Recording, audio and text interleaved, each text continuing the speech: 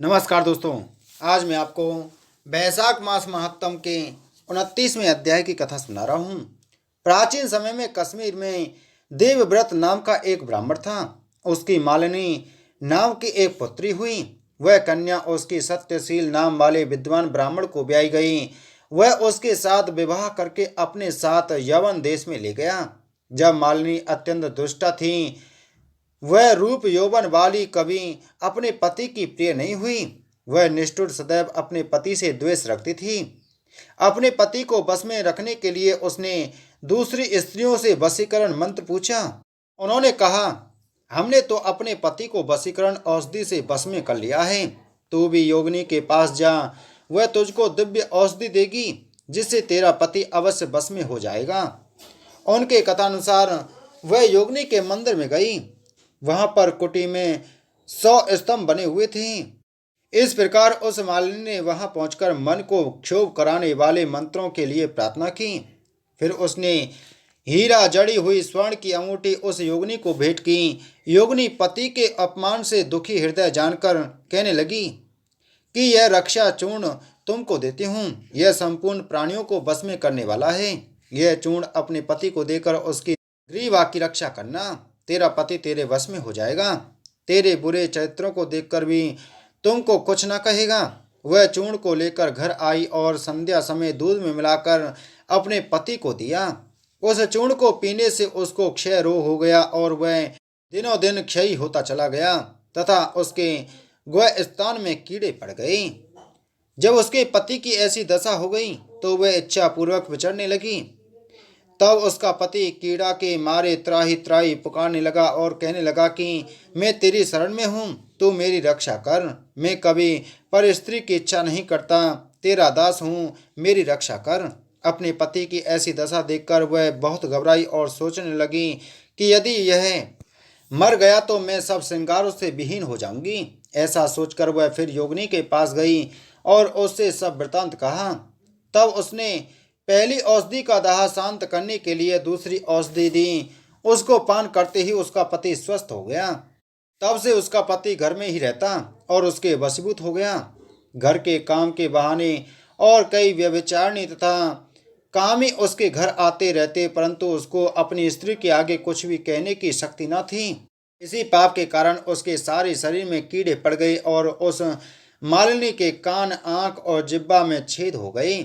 उसके स्तन कट गए, उंगलियां गलने लगी, पैरों से लूली हो गई और ऐसे कष्ट भोगकर कुछ ही दिन पश्चात दुखी होकर मर गई और नरक भोगने लगी। 15,000 वर्ष तक ताम्र भांड नामक नरक में दग्ध होती रही। फिर 100 जन्म तक कुत्ते की योनि में पड़ी रही। देवयोग से जब कर्म फल पूरा हो गया तो बैसाख मास में संक्रांति में शुक्ल पक्ष की द्वादशी के दिन पद्म बंधु का पुत्र नदी में स्नान कर पवित्र हो गीले वस्त्रों से ही घर आया। वहां पर तुलसी वृक्ष के पास उसने पैर धोए। उसी स्तंभ के नीचे वह कुतिया सो रही थी। सूर्योदय से पहले वह कुतिया उस चरण धोने वाले जल में लेट गई, जिसके कारण उसके सभी पाप तत्काल नष्ट हो गई और पूर्व जन्म के सब पाप कर्मों की याद हो गई। अपने पूर्व कर्मों का संपूर्ण वर्णन कर उस मुनि से कहने लगी कि हे मुनि, बैसाख शुक्ल पक्ष में पुण्यों को बढ़ाने वाली द्वादशी के दिन स्नान दान आदि का जो सुकृत आपने किया है वह मुझे दे दो। इस सुकृत से मेरी मुक्ति हो जाएगी। मैं अत्यंत दीन हूँ, मेरी रक्षा करो। ऐसे वचन सुनकर वह मुनि पुत्र कुतिया से बोले कि अपने किए हुए अच्छे और बुरे कर्मों का फल मनुष्य सुख और दुख के रूप में स्वयं ही अवश्य भोगता है। ऐसे वचन सुनकर कुतिया दुखी होकर ऊंचा मुख करके जोर जोर से उसके पिता पद्म बंधु से कहने लगी, आपके द्वार पर पड़ी रहने वाली कुतिया हूँ, आपका झूठा टुकड़ा खाती रहती हूँ, आप मेरी रक्षा करिए।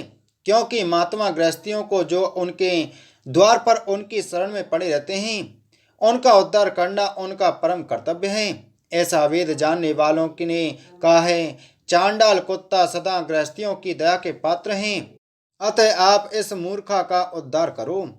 ऐसे कुतिया के वचन सुनकर पद्म बंधु घर के बाहर आया और पूछने लगा कि क्या बात है। तब उसके पुत्र ने सब कथा वर्णन की। पुत्र के वचन सुनकर वे विस्मय के साथ कहने लगे कि मेरा पुत्र होकर तूने यह क्या कहा। साधुओं को ऐसे वचन कहने उचित नहीं हैं। संपूर्ण प्राणी परोपकार के लिए ही हैं। चंद्रमा, सूर्य, पवन, पृथ्वी, अग्नि, जल, चंदन, वृक्ष और महात्मा सभी परोपकार में लगे रहते हैं। दधीचि ऋषि ने दैत्यों को अति बलवान जानकर अपनी हड्डियां निकालकर देवताओं को दे दी थीं। जब भूखे शयन ने कबूतर को पकड़ लिया तो राजा शिवी ने अपना मांस काटकर शयन को दिया था। जीमूत नामी राजा ने गरुड़ के लिए अपने प्राण दे दिए थे।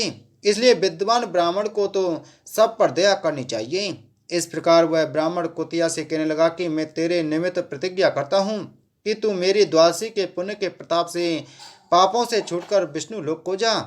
श्रुतिदेव जी कहते हैं कि राजन, वह कुतिया अपने शरीर को त्याग कर स्वर्ग में जाकर अनेक प्रकार के भोगों को भोगती हुई वैशाख द्वादशी के प्रभाव से स्वर्ग को गई। इति श्री वैशाख मास महत्तम 29वां अध्याय संपूर्ण। बोल वैशाख मास महत्तम की जय। बोल विष्णु भगवान की जय।